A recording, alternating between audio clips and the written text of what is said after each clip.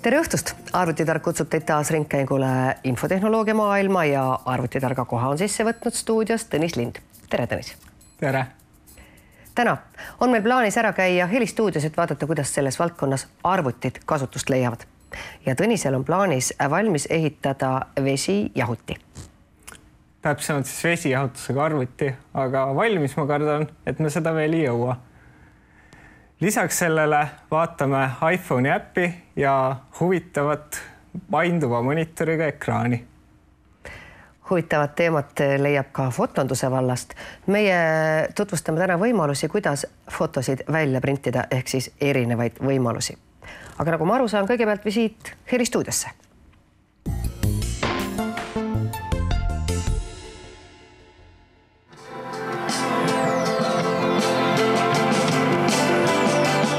Külaliseks on õieti küll siinseks majaperemeheks, on Mait Rebane. Sa oled vist meil muusikaalal tegutsenud väga pikka aega. Mis arvutit sa kasutad? Mis on nõuded ühele helimehe arvutile? Jõudlus on esmane. Graafikale erilist tähelepanu ei pöörata, sellepärast, et see ressurss, mis on praegustel emaplaatidel, see annab ennast kenasti juba kätte ja ütleme, näidud võiksid olla, et võiks vähemalt olla i5, 16 giga ja kasti, mis sinna ümber käib, võib igaüks endale ise valida just vastavalt rahakotile. Aga siin on ka kindlasti ühed nõuded. Ma tean, kui sa oma seda kõige viimast kasti kokku ladusid, siis esimese korraga ei jäänud sa üldse rahule. Jah, tähendab, kuna minu nõudlused on akustilises plaanis, võib-olla veidi erinevad tavakasutajast. See tähendab seda, et minu arvuti peab olema praktiliselt silent, ehk siis täiesti vait. Et kui ma nii-öelda surnud akustikaga ruumis salvestan ja kui ma seda teen samas ruumis selle sama arvutikastiga, siis seda arvutikasti ei tohi mitte läbi kondensaatormikrofonide kuulda. Aga kui me räägime nüüd, et me tahame hakata tegelema muusika tegemisega või juba tegelema sellega, siis on siin kõige suurem komponent selle masina süda. Teinekord on ta isegi väljas, eks ole, on ju helikaart. On olnud jutuks ka see, et arvuti emaplaadil olev ühesõnaga heliprotsessor ehk kõlbaks. Tegelikult ei. Kuna esiteks arvuti emaplaadil on niivõrd palju igasugust kudru-mudru, mis tegelikult tekitab sellist staatilist müra. Ja sealt tulebki siis väline helikaart. Välised helikaardid, nii USB kui siis Firefire helikaartid. Mina isiklikult eelistan Firefire helikaarti, kuna tee või tina stabiilsem. Firewire annab meile stabiilse, püsiva, ühtlase jõudluse kogu aja. USB-l võib vahepeal hästi palju läbi tulla, siis kukub auk ära sisse. Helis on aga see välise kaardiga suhtlemisel kohe. See on jah, see just tekitabki selle protsessis, selle augu näiteks. Siin, kui mul on olnud ka halvema jõudlusega vapasraate, siis ma olen seda üle elanud, kus 48 tracki korraga samaaegselt salvestub ja lihtsalt masin käginal jookseb kinni tänu sellele lihtsalt, et ei jõua vedada ja tegemist oli USB helikaardiga. Ja nagu ma mainisin, et tegelikult 150 eurosel hinnatasemel leiab juba täiesti adekvaatseid ja täiesti kõrgtasemel preampidega helikaarte. Tahan juhtida tähelepanu, et mis teeb helikaardist, ütleme, odavamast ehk siis paarikanalisest helikaardist odavama ja siis sellest kallimast kallima. Kuigi tehnoloogia on ju sama. See ongi see kanalite arv. Sellepärast, et ütleme, kui sul on 4-kanaline, siis on see 4-kanaline. Kui see on 8 kanalit, siis see tähendab seda, et ta peabki olema sul selle võrra topelt kallim ja loomulikult, millel on juba 8 kanalit, on mõeldud ka selle peale, et selle kasutaja nõudlikkus on juba teatud määral juba nõudlikum. Aga siin vaata üks asi veel kiiresti meeles pidada, mõni, kes tõesti esimesi samme tahab hakata tegema. Et ma olen kuulnud, räägitakse siin kõikidest nendest detsibellidest, mis peavad seal olema võimenditel, need müranivood. Räägitakse bitisesest, et mingi 24 bitised, 96 bitised. Räägitakse kilohertsidest. Et mida sa siin lühidalt ütled, millised nagu peaksid olema need helikaardi näitajad, kui nii? Millest alustada? Odavamad helikaardid siin ongi, neil on teatud mõttes piiratud bitrate ehk siis kuni 48 kilohertsi on see piirang, mis on odavamatel. See tähendab seda, et nende see protsessor, need preambid on kvaliteetsed, aga protsessor on lihtsalt väiksema jõudlusega ehk siis väiksem, riba on väiksem. Ja lihtsalt nendele kallimatele helikaartidele on siis paigaldatud pisut võimsam protsessor, mis annab siis üles krudida ennast kuni 192 kilohertsini. Millist kõlarit peaks valima? Mis on hea kõlari tunnus? Kui sa tahad õppida miksimist, kui sa tahad õppida muusika salvestamisest, kindlasti tuleks loobuda high definition kõlaritest. See on see, mille madal riba jookseb alla 30 000 kilohertsi. Et kõlarite puhul on see, et nimetame siis, selline ütlus on helimeest, et madal ots ei tohi joosta üle serva. Sellepärast, et see, mis jookseb üle serva, seda sa enam ei kuule. No millised firmasid, millises hinnaklassis me leiame siis normaalsete kõlarite seast? Normaalsed kõllid julgen väita, et võiksid alata samuti kuskilt 250 eurost, aga see on tüki hind paraku. Et nüüd räägis ka sellest, millised tarkvarad on heli tegemise juures. Alustades ütleme seal Reaperist, mis on circa vist oli 60 euri, Mixcraft, mis on umbes samas hinnaklassis. Need on selliseks algajale head näpuharjutust. Ja et saada vähegi aimu sellest, et millega tegu on. Ja kui kellelgi on mingi põhjalikumat huvi antud teema vastu, siis võib sulle vist ka meil saata või pöörduda Vurgani poole know-how saamiseks. Jah, Vurgan Produktsioon OÜ ja mailbox on siis mirrordrum@gmail hetkel.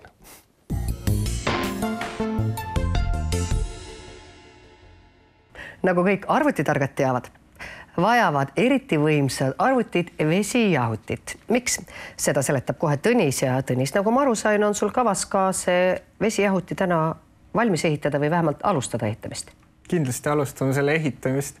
Täna ehitatav vesijahutus on eriti ägeda süsteemiga, sellepärast et osa jahutusest läheb lausa teise tuppa ja see on selles mõttes küllaltki keeruline lahendus. Varem ma isegi ei ole kokku puutunud sellise võimalusega. Nüüd vaatame aga lähemalt, kuidas selline süsteem välja näeks. Nii et mis seal teises toast toimuma hakkab, seda vahendab Tõnis järgnevas videoloos. Just nii.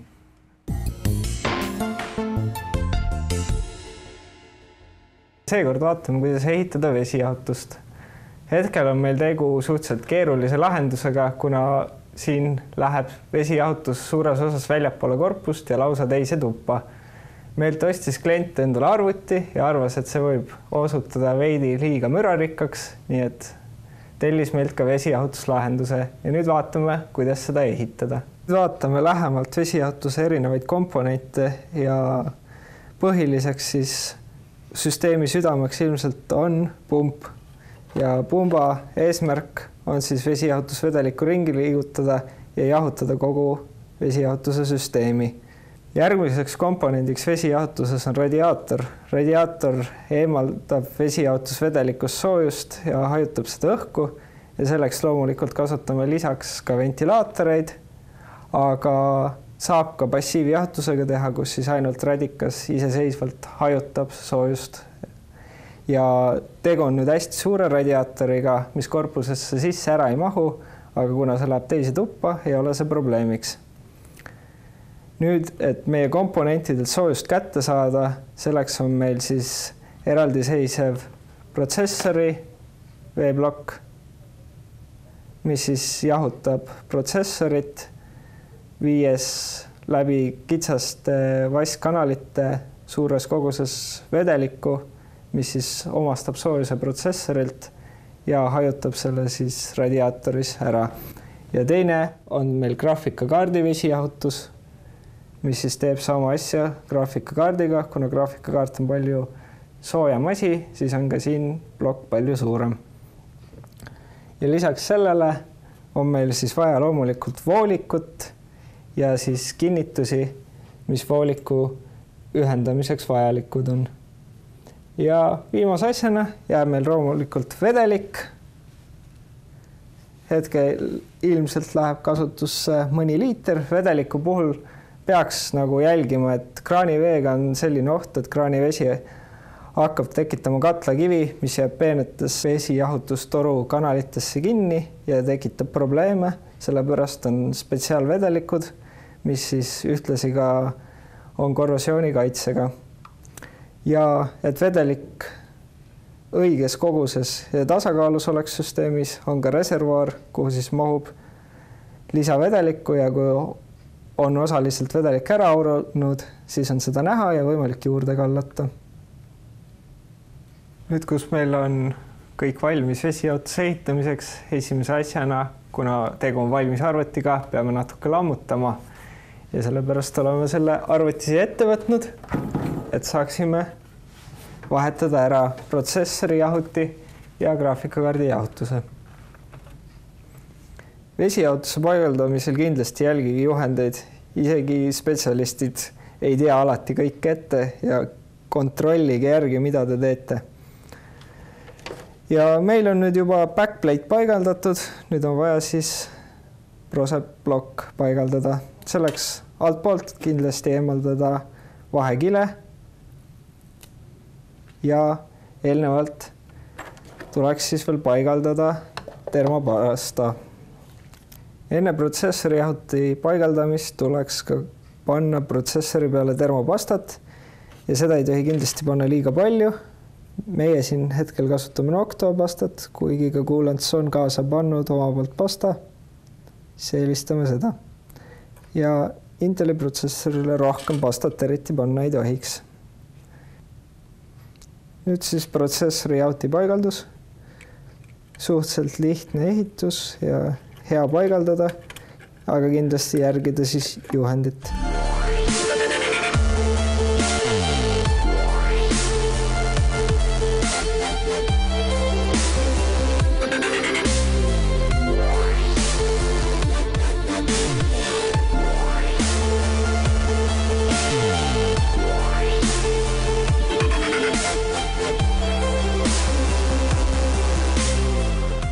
Järgmise asjana võtame ette graafikakaardi siis jahuti vahetamise ja sellega kindlasti arvestage, et graafikakaardi jahuti eemaldamine enamasti rikub teie garantii, ehk garantii enam ei kehti, kui jahuti on ära võetud ühe korra.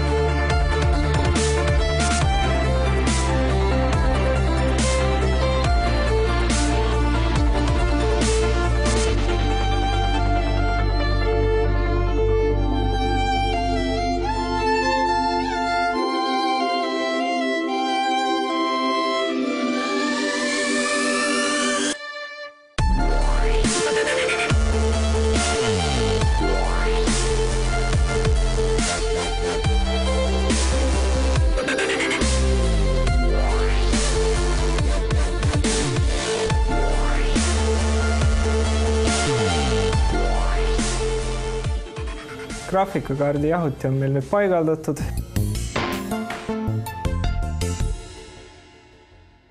Tänase saate ettevalmistamisel käisime Fotopointi poes, et teada saada, millised on võimalused, millised on kaasaegsed võimalused fotosid välja printida. Sina, Tõnis, oled nende võimalustega ilmselt paremini kursis kui mina. Nüüd olen eriti hästi kursis ja täna vaatasime siis 3 erinevat võimalust, kuidas seda teha. Millised need võimalused on, seda tutvustab meile nüüd spetsialist.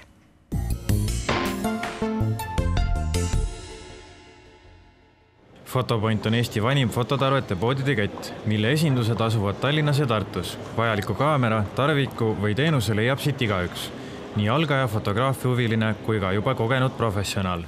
No nii nagu nimigi ütleb, eks ole, et Fotopoint ehk siis punkt, kus saab kõik fototarvikuid foto jaoks vajalik. Alustame siis sellest, et eks ole kaamera, millega pildistada ja lõpetame siis lõpuks sellega, kuhu see pilt panna. Üks nõutum teenus on fotode väljatrükk.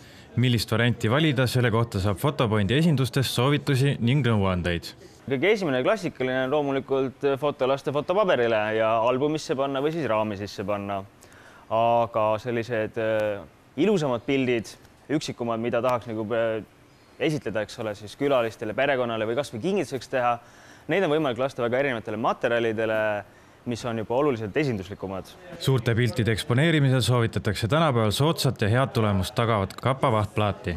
Ehk siis on fotokapa üks populaarsust võitev fotode jäädustamise variant. Fotokapa tegelikult klassikaliselt on selline näituse materjal. Ta on selline õhuke vahtplastist põhi, mille peale siis kleebitakse foto.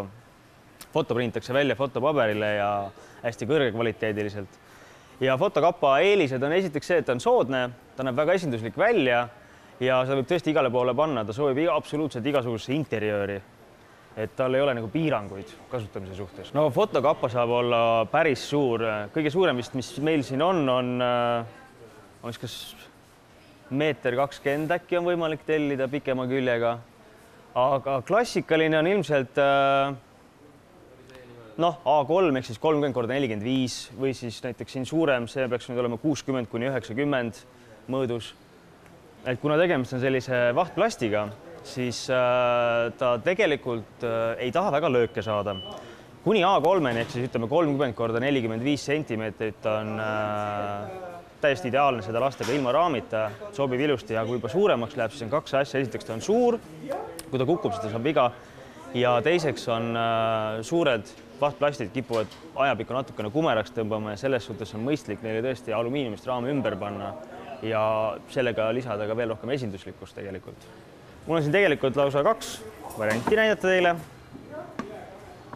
Üks on siis fotokapa, selline ta on, hästi kerge, ei kaalu peaaegu mitte midagi. Ja see on nüüd siis see ilma raamita fotokapa, siit on nagu näha ka see paksus, umbes 1 sentimeeter ja selline vahtplastist siis sisu ja peal on siis tal see foto kleebitud. Nüüd teine variant ongi siis fotokapa alumiiniumraamiga.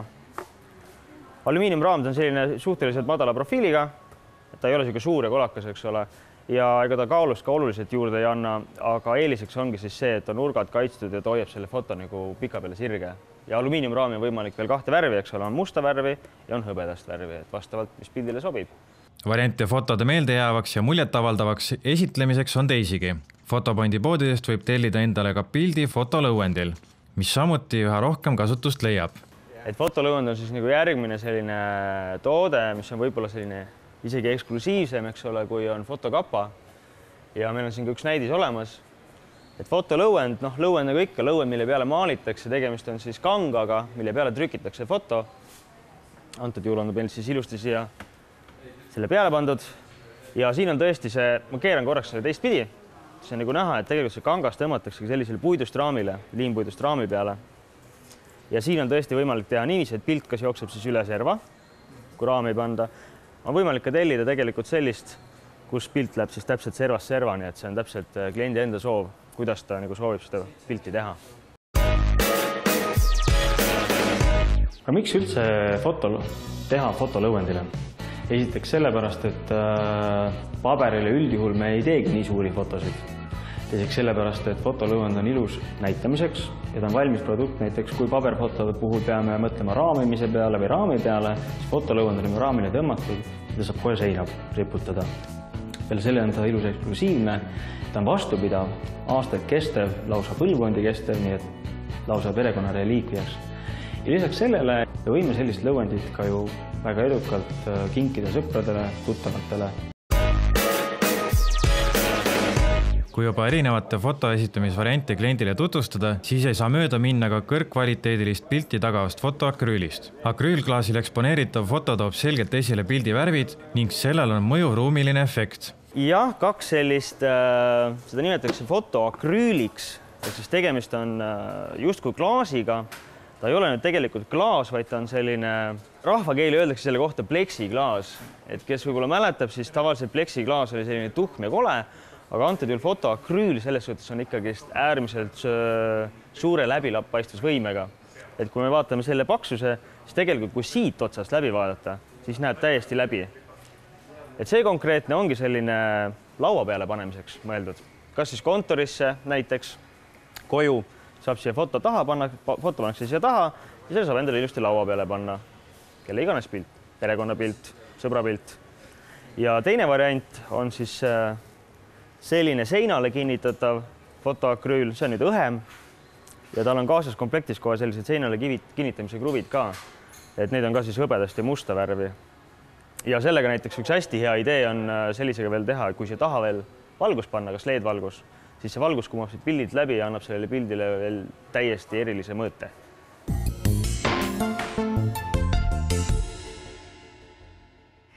Infotehnoloogia uudiste maailmas sahistatakse, et varsti võin ma ka siia arvutisse paigaldada Windows 10 versiooni.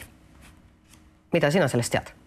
Mina tean sellest praegu nii palju, et siiamaani on saadaval küll ainult siis arendajatele versioon, aga järgmisel aastal on ette näha, et ilmselt võib-olla juba suve lõpuks on täisversioon tavakasutajale saadaval.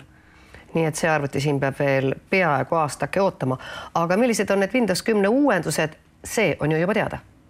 Mõned uudised on tõesti juba teada, aga sellest kohe järgnevalt.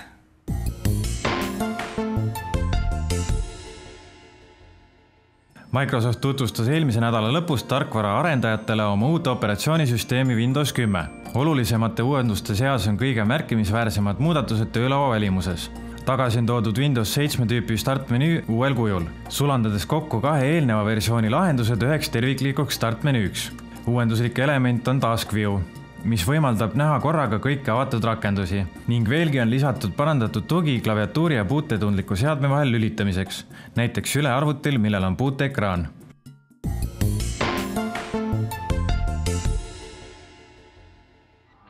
Kumera ekraaniga televiisorid on juba poodides müügil, aga asi sellega ei piirdu.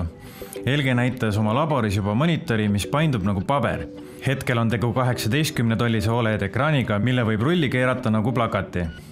LG lubas turule tuua 60-tollise versiooni juba aastaks 2017.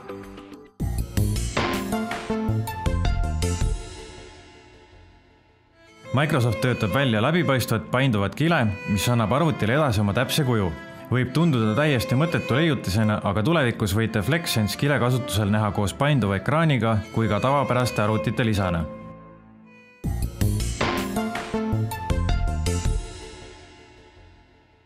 iOS rakendus Livestream toob video striimimise sinu mobiili. Kui varem oli video otse interneti võimalik saata ainult arvuti vahendusel, siis nüüdsest saavad seda iPhone'i kasutajad teha otse oma mobiilist. Rakendus töötab koos GoPro Hero kaameratega ja pakub kindlasti erilist huvi ekstreemspordi harrastajatele.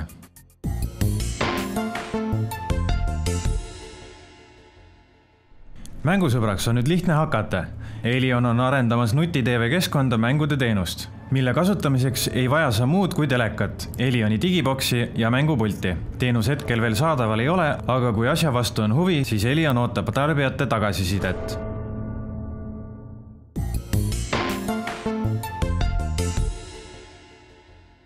Ja ongi käes aeg loosida välja eelmise saate mängurubriigi võitja, ehk siis inimene, kes vastas õigesti eelmises saates esitatud küsimusele. Eelmises saates küsis GameStari ekspert meilt, millistele platvormidele tuli välja FIFA 15 mäng. Ja õigeid vastuseid tuli meil päris palju. Milline oli õige vastus? Õige vastus oli 8 platvormile ja lisaks lugesime ka üks vastuse, kus öeldi 11, arvestades siis mobiilseid versioone. Ja nende õigete vastuste seast loosi palun välja võitja. Nii. Ja võitjaks osutus seekord. Nii. Robert Höövel. Seega palju õnne, Robert Höövel. Teiega võetakse ühendust ja te saate endale FIFA 15 mängu. On nii? Jah. Mängude rubriik on meil taas plaanis järgmisel nädalal ja järgmisel nädalal on sinul, Tõnis, kavas ehitada valmis ka üks soodsa hinnaga mänguri arvuti. On nii? Seda siis ühe vaataja soovil. Ja kui teil on soove, küsimusi, ettepanekuid, siis olete ikka oodatud neid esitama aadressil tv@arvutitark.ee. Aitäh teile täna vaatamast. Meie saade on läbi ja kohtume jälle järgmisel nädalal. Kohtumiseni.